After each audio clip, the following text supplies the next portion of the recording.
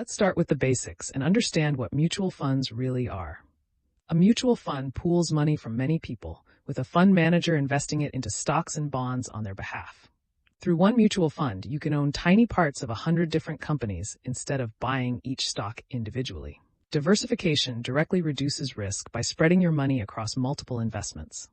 Before choosing any fund, you need to match it with your specific financial goals and time horizon. Short-term goals require a completely different approach than long-term goals when selecting funds. For short-term goals, go with debt funds. Moderate goals work well with hybrid funds, and long-term goals are best suited for equity funds. Now let's break down the main types of mutual funds you'll encounter. Equity funds include large cap, mid cap, and small cap funds, each investing in different sized companies. Large cap funds invest in bigger, more stable companies with lower risk than mid cap funds. Mid-cap funds offer more stability than small-cap funds, which have higher growth potential but greater volatility. Index funds simply copy major market benchmarks like the S&P 500 or Nifty 50, making them perfect for beginners. Here's a practical checklist to help you evaluate and choose the right mutual fund. Start with fund category, check past performance, review expense ratio, examine the fund manager's record, and finally assess the assets under management. Looking at the 5-year average gives you a much more reliable picture of performance than just 1 year.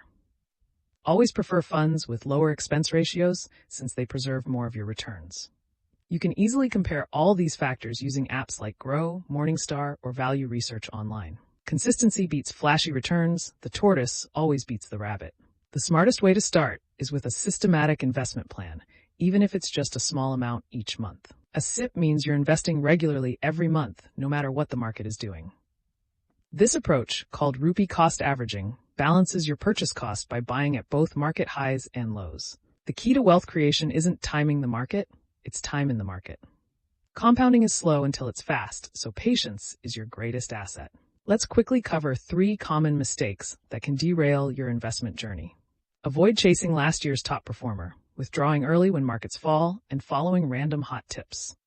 Remember, your goal is growth through disciplined investing, not gambling on quick wins. Invest regularly, stay consistent, and watch your wealth grow slowly but surely.